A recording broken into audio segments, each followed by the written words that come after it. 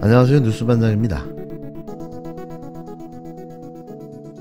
윤석열 대통령이 일요일이었던 어제 국힘당 일부 최고위원과 수도권 중진 등을 서울 한남동 대통령 관저로 초청해 비공개 만찬을 한 것으로 알려졌습니다.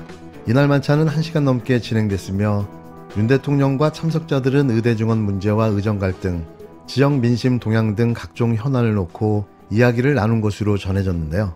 그런데 이번 만찬에 한동훈 당대표는 물론 친한계 최고위원들은 초대받지 못했고 일부는 그런 만찬이 있는 것조차 몰랐던 것으로 알려져 당내 파문이 일고 있습니다.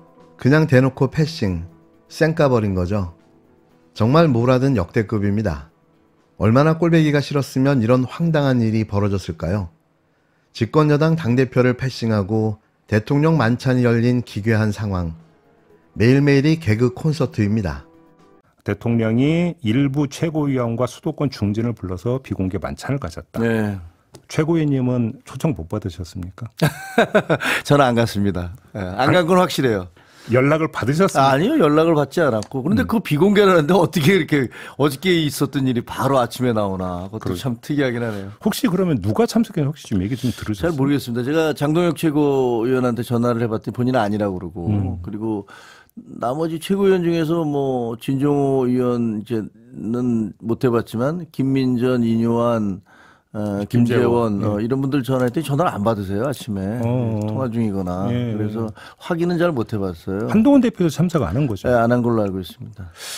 한동훈 대표를 그러면 안 불렀다고 치면 이걸 어떻게 해석을 해야 되는 거예요? 아니 그러니까 이게 그 중에 이제 최고위원 중에 어떤 분이 들어가셨는지 모르겠는데 그러니까 무슨 뭐 최고위원들을 포함해 불러 이렇게 해서 무슨 지도부를 부른 것처럼 돼 있지만 사실은 제가 알기에는 용산에서 계속 저녁에 그 의원들을 만나서 식사를 하면서 얘기를 들어왔던 걸로 알고 있어요, 최근에. 예. 그래서 그 중에 그런 일환일 것이다라고 생각을 하고는 있는데. 아니, 그럴 수 있는데, 네. 이게 왜 뉴스가 되냐면, 원래 그 한동훈 대표를 비롯한 당 지도부와 공식 만찬이 예정이 돼 있고, 추석 이후로 연기를 했잖아요. 맞아요. 그리고 나서 지금 이 비공개 만찬이 있었으니까 이게 뉴스가 되는 거예요. 그러니까 그게 이제 비공개 만찬이 그래서 지금 말씀드린 대로 최고위원들 중에서 몇 분이 갔는지 뭐 한 분이 갔는지 두 분이 갔는지 그걸 잘 몰라서 예를 들면 뭐 여러분 수도권 의원들 부르는데 그 중에 한 분 정도 들어갔다면 그거를 가지고서 뭐 지도부하고 만찬은 연기를 한 다음에 따로 불렀다 이렇게 얘기하기는 곤란하잖아요. 그래서 그 명단이 다 확인이 된 다음에 그것도 그 사실 여부도 아직까지는 확인이 안 됐잖아요.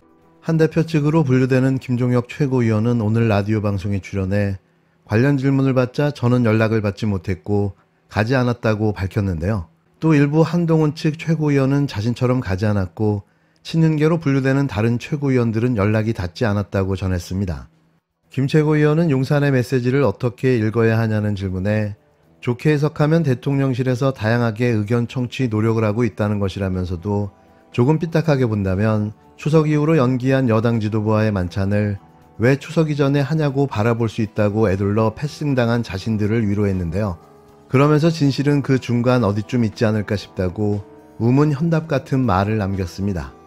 윤 대통령은 앞서 지난 30일로 잡혀있던 여당 신임 지도부와의 만찬을 연기했는데요. 당시 한 대표의 의대 증원 유예 제안에 불쾌감을 느꼈기 때문이라는 분석이 나오기도 했습니다. 한 대표 등 지도부와의 공식 만찬은 연기해놓고 친윤계로 분류되는 일부 최고위원 등을 관저로 초청해 만남을 가졌다는 건데요. 당정 갈등의 앙금이 노출됐다는 해석이 나옵니다. 무시도 이런 무시가 있을까요? 그래도 당대표인데 황당하기까지 한 한동훈 패싱은 오늘 내내 회자되며 화제의 중심이 됐는데요. 한 대표는 그 자리에 있어야 할 이유가 있나 싶습니다. 대통령실 관계자는 이번 비공개 만찬과 관련해 일일이 공개하지 않아서 그렇지 그동안 대통령과 정치인, 단체장들과의 만남은 자주 이뤄져 왔다고 설명한 것으로 알려졌는데요. 그 거짓말 진짜일까요? 낙동강 오리알이 되어버린 한동훈. 미래가 암울하기만 합니다. 진실은 짧고 명료하지만 거짓은 길고 장황한데요. 진실을 가짜로 만들기 위해 더 많은 거짓들이 필요하기 때문입니다.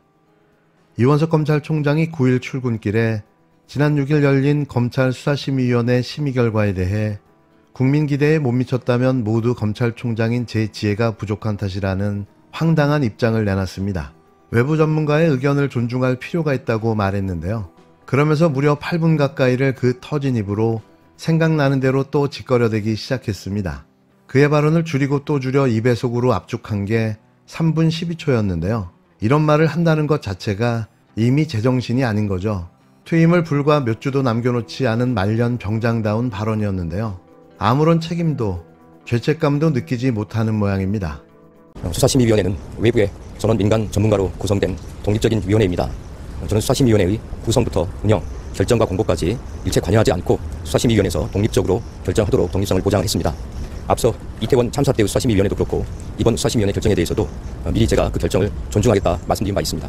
어떤 결정이 내려지든 간에 수사심의위원회의 외부의 민간 전문가들의 의견을 존중해서 사건을 처리하겠다 하는 마음은 이미 수사심의위원회 이전부터 여러분께 말씀드린 바 있습니다. 대통령께서도 김건희 여사에 대해서 언론을 통해서 현명하지 못한 처신이라고 언급하신 것으로 알고 있습니다. 그러나 현명하지 못한 처신, 부적절한 처신, 바람직하지 못한 처신이 그것이 곧바로 법률상 형사처벌의 대상이 되거나 범죄 혐의가 인정되는 것은 아니라는 점, 두 가지 문제가 차원이 다르다는 점에서 저희도 많은 고민을 했습니다. 그래서 검찰의 결론만이 아니라 외부 민간 전문가들의 수기를 거쳐야겠다는 판단을 하게 된 것입니다. 국민들께서 보시기에 기대에 미치지 않았다고 한다면 그것은 모두 검찰총장인 제 지혜가 부족한 탓입니다. 다만 외부 전문가들의 의견에 대해서는 존중해 줄 필요가 있다고 생각을 합니다. 제가 이 사건 수사와 처리에 대해서 평가를 할 위치에 있지는 않습니다. 오히려 국민들과 또 국민의 여론을 대변하는 여러분들로부터 평가를 받아야 할 위치에 있습니다. 말씀드린 것처럼 국민들의 기대, 수사 과정과 절차에 있어서 못 미친 점이 있다고 한다면 검찰총장인 제 지혜가 부족한 탓입니다. 도이치모터스 사건은 사실심, 최종 사실심인 항소심 판결이 이번 주 중에 예정되어 있습니다. 항소심 판결 결론을 세밀하게 살펴서 충분하게 검토한 다음 수사 전반에 반영해서 다른 고려 없이 증거와 법리에 따라서만 처리한다고 하면 제대로 된 사건 처리가 마무리가 될 수 있을 것으로 생각합니다. 다만 제 임기가 이번 주에 맞춰지기 때문에 제가 종결하기는 어려울 것이라고 생각됩니다. 앞서 청탁금지법 위반 사건도 그렇고 또 도이치모터스 사건에 대해서도 여러분 질문이 있었습니다만 제가 총장으로서 일을 하면서 이 사건 처리와 관련해서 저 나름대로 어려운 점도 많이 있었지만 다른 것은 보지 않고 수사 대상자의 집이나 신분이나 또 사건과 관련된 다른 상황들을 고려하지 않고 증거와 법리에 따라서만 처리하기 위해서 애쓰고 노력했다는 점은 여러분들께 말씀드릴 수 있습니다. 앞서 수사에 지장을 주지 않는 범위 내에서 진상 파악을 이미 지시한 바 있습니다.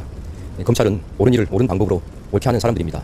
사건의 최종적인 처분도 중요하지만 과정과 절차의 공정함이라 하는 것도 그에 못지않게 중요합니다. 사건의 진행 과정, 수사의 진행 과정에서 절차나 과정에 문제점이 없었는지 짚어보고 그리고 문제점이 있었다고 한다면 그런 문제점이 다시는 되풀이되지 않도록 상당한 진상 파악과 조치가 이루어질 것입니다. 검찰에 미리 마련되어 있는 제도를 모든 제도를 이번에 다 활용해서 썼습니다. 수사심의위원회의 구성과 운영과 진행 상황 또 결정 공보까지 일체 관여하지 않았습니다. 저는 지금도 수사심의위원회 어떤 분이 선정되었고 누가 수사심의위원회를 진행했는지도 거기에 참여했는지도 알지 못하고 일체 보고도 받지 않겠다고 했습니다. 수사심의위원회에서 누구를 불러서 물어볼지 또 어떤 자료를 요구할지 하는 것도 모두 수심위의 결정과 의결에 따라서 저희들이 지원만 하도록 했습니다. 그것이 규정에 합당한 것이고 뿐만 아니라 공정한 것입니다. 어떤 과정과 절차를 다 거치고 나서 내 결론과 내 뜻에 맞지 않다고 해서 그 과정과 절차를 모두 없애야 된다, 무시한다라고 하면 그러면 법치주의나 우리가 수사를 진행하는 사건을 처분하는 과정과 절차에 대해서 미리 정해둔 절차는 의미가 없게 됩니다. 조금 부족하다고 판단이 될 수 있겠습니다만 서로 상대 진영이나 상대 정파에서 일어난 일이라고 한다면 어떻게 반응할 것인지 하는 것도 다시 한번 생각을 해보고 우리 사회에서 논란의 소지가 더는 없도록 매듭지어야 된다고 생각합니다. 또 수심위 결론에 대해서 다시 한번 또 존중하겠다는 말씀을 드리고 저 개인적으로는 차제 이번 기회에 공직자의 배우자에 대해서도 법령을 정확하게 보완하고 미비한 점을 정비를 해서 더 이상 사회적인 논란의 소지가 없도록 입법을 충실하게 정리하는 것이 필요하다는 생각을 하고 있습니다. 앞서 검찰 수사심의위원회는 김건희 명품백 수수 의혹에 대해 불기소 의견을 공고했는데요. 검찰의 치욕의 역사로 기록될 의견이었습니다. 대체 이러고도 법과 정의, 공정과 상식을 이야기하는 검찰의 작태를 도무지 이해할 수 없는데요. 그 법과 정의, 공정과 상식은 왜 김건희 씨 앞에서는 무력화되는 걸까요?